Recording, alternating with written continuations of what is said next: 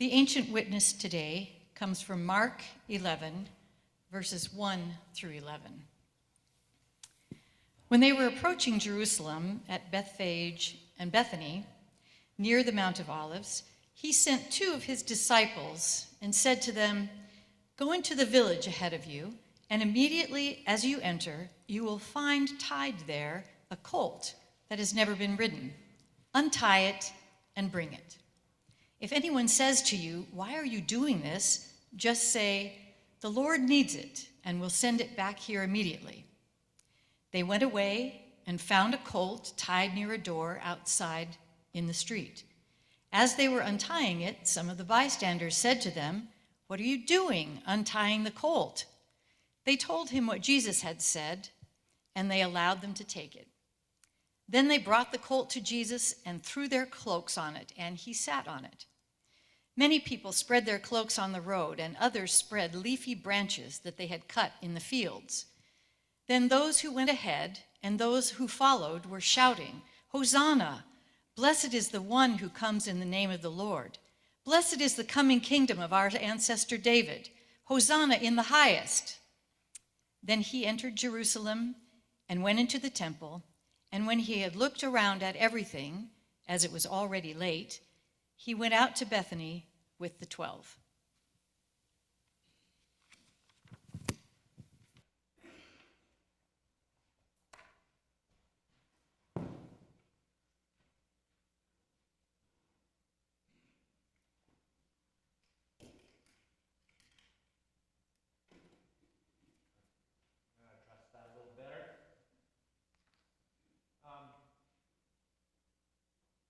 Somebody came in this morning and goes, "Oh, it's Palm Sunday." I said, "Yeah, didn't that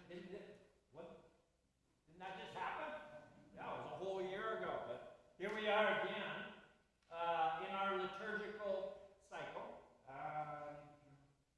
There we go. Thank you. You got it? All right. We come together in this liturgical cycle, this storytelling that we do. I think we do this, at least I do this, in a part because, yeah, I know the story. I've heard it a million times. But when we allow ourselves to enter into this narrative, into this story, each time it refreshes me, it reminds me of something. And this whole Passion story this week is really as much about something that happened a long time ago, but it's also even more so about something that's happening now. That there's something about the whole humanity of this Passion Week that reminds me of who I am and whose I am. This is not just a story. It's also an annual cautionary tale. It's a mirror meant to reflect back to us a glimpse of, like I say, who we are today. It's a tale of 2 kingdoms. And these 2 kingdoms, in the telling of the triumphal entry of Christ into Jerusalem, dramatically demonstrate themselves in public. It's really, in many respects, a kind of street theater. Dominic Crossan, the scholar and writer on the historical Jesus, with whom we just finished a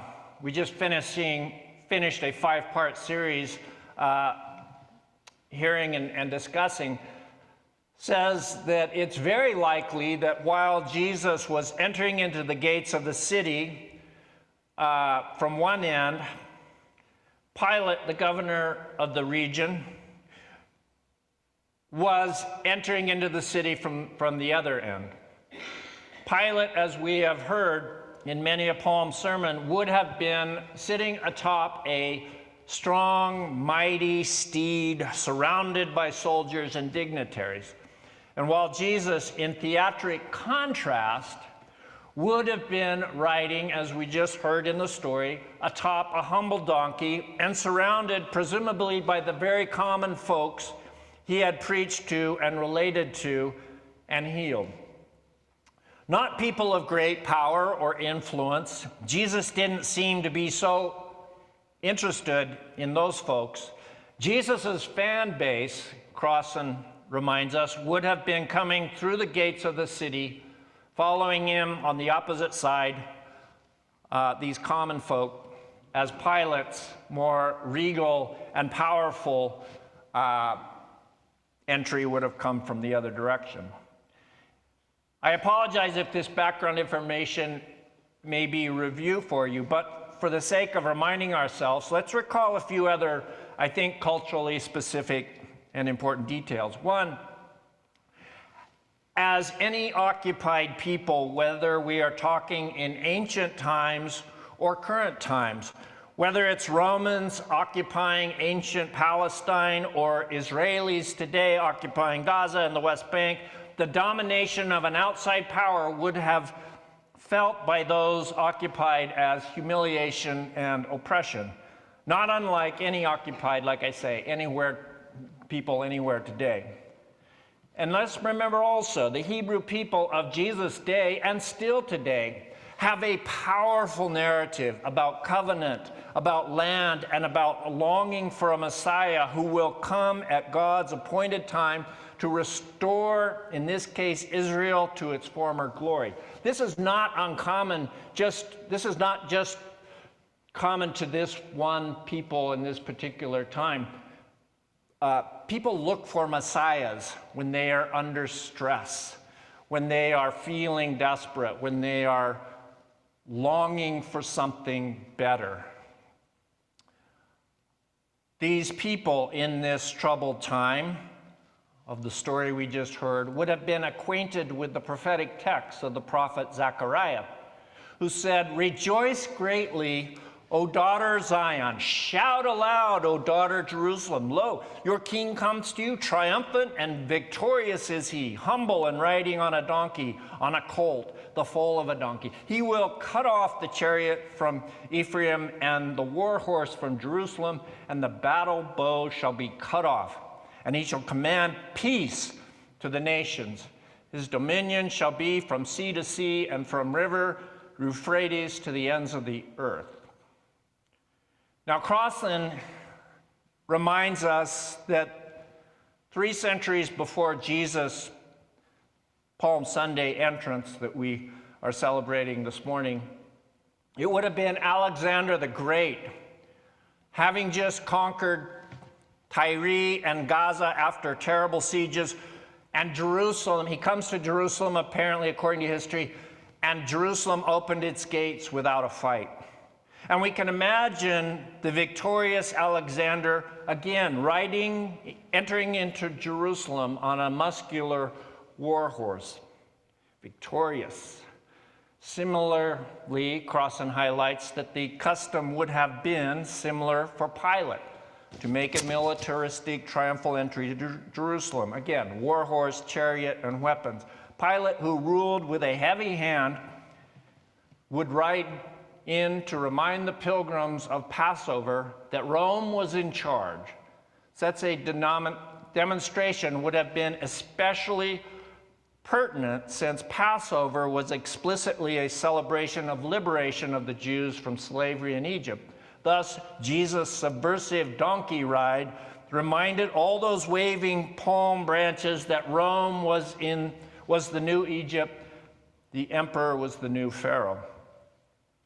Another interesting clue to understanding this scene comes from the ancient historian Josephus, who recorded that in the year 164 BCE, before Jesus was on the scene, it was the Jewish military rebel leader Judas Maccabees who, after overcoming the Greek occupiers, beginning with Alexander the Great, rode in to liberate the capital of Jerusalem, himself atop a war horse with people cheering and waving palm branches in the joyous spirit of victory.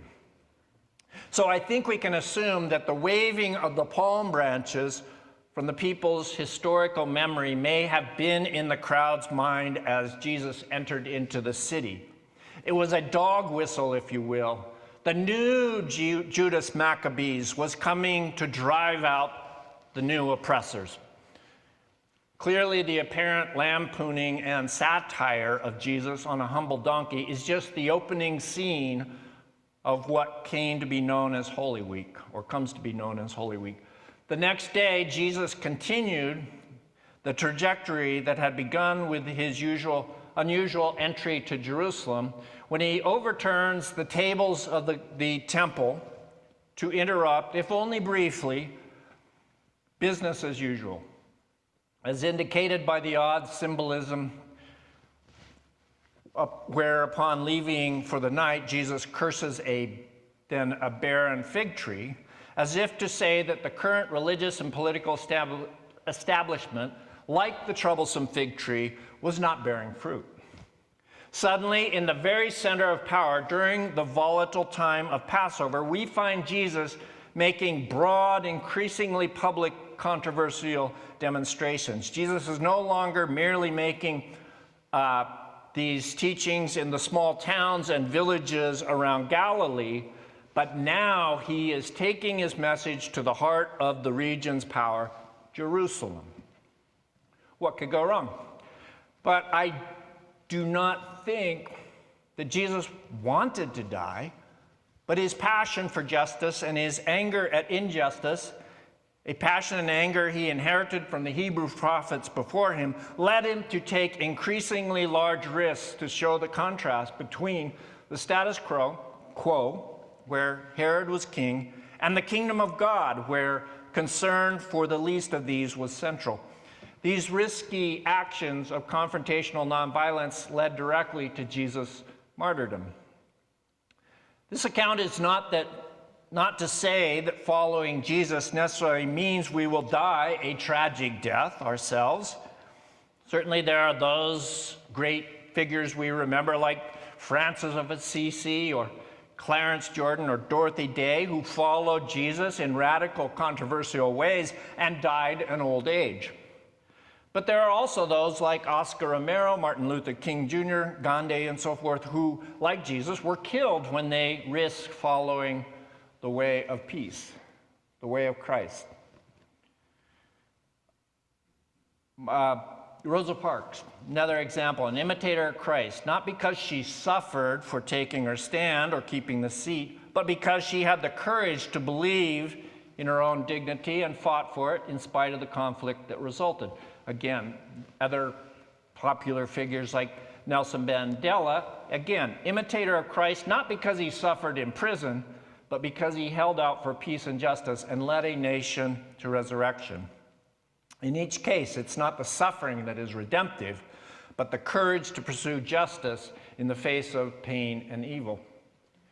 Now, as I meditate upon this story, again, I can't help but think that this is a story meant to communicate something important about who we are as contemporary people who happen to share the same human flaws and proclivities as the crowd in Jerusalem 2,000 years ago.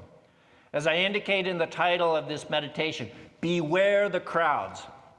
I think any of us who have participated in nonviolent demonstrations, think Me Too, Black Lives Matter, Gay Pride, Civil Rights, Palestinian rights, and so forth, we know the collective power of people gathered for symbolic messaging to the powers that be.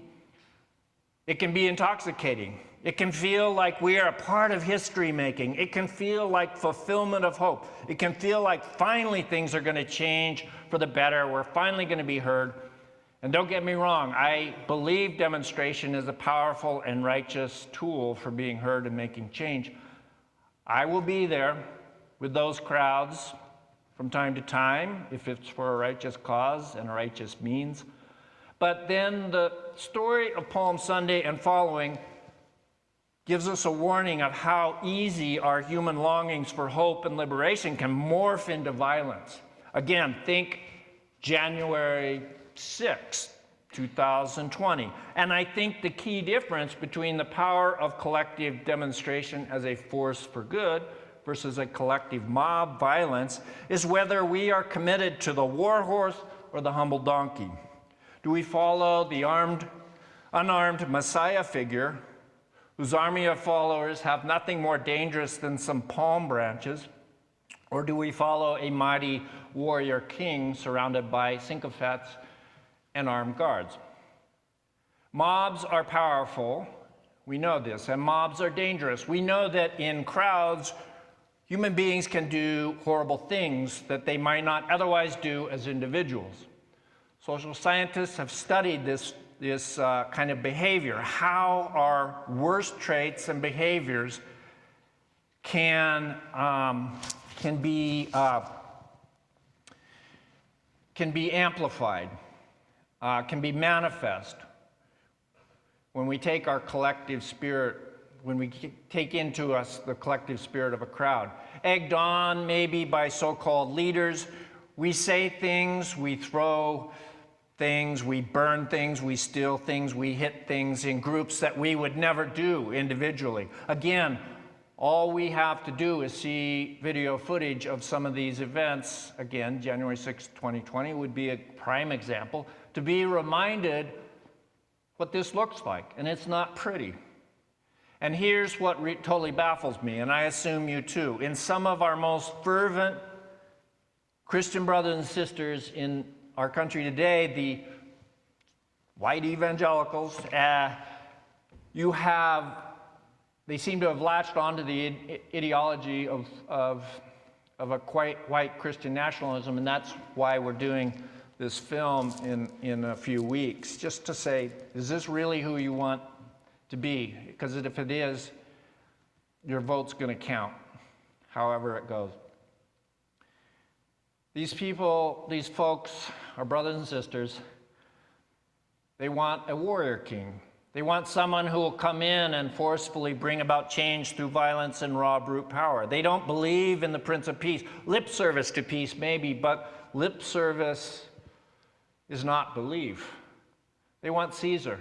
They want Judas Maccabees. They want Alexander the Great. They want Mussolini. They want Hitler. It could be anyone, just someone to restore us back to power, make us great again, take away our anxiety, give us a sense of hope, false though it be, remove from us nuance and complexity, make it simple, give us certitude and power, because love does not seem to be enough, betraying the Scripture's truth that God is love. In regards to the sad and alarming state of evangelical Christianity, some evangelical Christianity, I don't want to paint everybody. The former editor of Christianity Today, Russell Moore, himself an evangelical, says, multiple pastors tell me essentially the same story about quoting the Sermon on the Mount, parenthetically in their preaching, turn the other cheek, and to have someone come up after and say, where did you get those liberal talking points?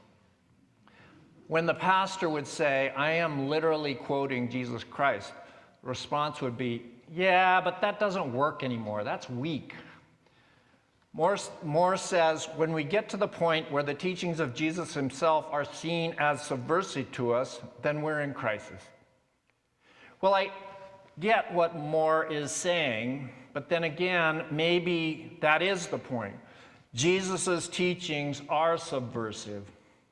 Jesus' teachings are meant to figuratively overturn the temple of our hearts and to overturn the temples of the oppressive systems and structures that block God's will of shalom for the world, on earth as it is in heaven. In other words, the thriving of all life. Following Jesus is subversive, and it won't be easy. The story tells us the cross is before us.